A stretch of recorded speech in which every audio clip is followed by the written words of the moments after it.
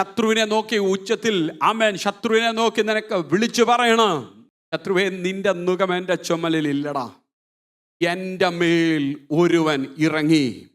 പരിശുദ്ധാത്മാവിൻ്റെ അഭിഷേകം എൻ്റെ മേൽ ഇറങ്ങി. ഈ അഭിഷേകം ഇറങ്ങിയപ്പോൾ അമൻ ചുമടൊക്കെ അമൻ എൻ്റെ തോളിൽ നിന്നും പൊട്ടി, നുകങ്ങൾ എൻ്റെ കഴുത്തിൽ നിന്നും പൊട്ടി. ഇന്ന് ഞാൻ തടങ്കലിൽ കിടക്കുന്നവനല്ല, ഞാൻ അനേകർക്ക് സ്വാതന്ത്ര്യം വരുത്തേണ്ടവനാ. ഒരുവന്റെ മേൽ അഭിഷേകം വ്യാപരിച്ചാൽ അവൻ വിടുവിക്കപ്പെടുമെന്ന് മാത്രമല്ല, അവൻ മുഖാന്തരം അനേകർ വിടുവിക്കപ്പെടും. അവൻ മുഖാന്തരം അനേകർ സൗഖ്യമുള്ളവരായി തീരും.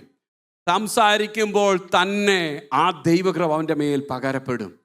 അവനുമായി സംസാരിക്കുമ്പോൾ, ഇടപെടുമ്പോൾ തന്നെ ആ ദൈവകൃപയുടെ അഭിഷേകത്തിൻ്റെ പകർച്ച വെളിപ്പെടുവാനിടയാകും.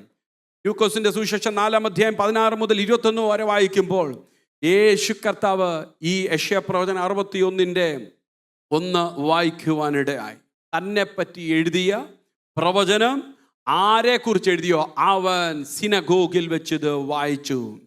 Price the Lord, praise the Lord. Yeshu അവൻ ഈ പ്രവചനത്തിൻ്റെ നിവർത്തീകരണം യേശുവിലുണ്ടായി. അവൻ രോഗികളെ സൗഖ്യമാക്കി. അവൻ തകർന്നിരിക്കുന്ന അവരുടെ മുറിവുകളെ അവൻ സൗഖ്യമാക്കി. പാപികളെ ഉയർത്തി, തടവുകാരെ അവൻ മോചിപ്പിച്ചു. Praise the Lord. യേശുവിൽ വെളിപ്പെട്ട ദൗത്യം ഇന്ന് നമ്മുടെ മേൽ വെളിപ്പെടുകയാണ്.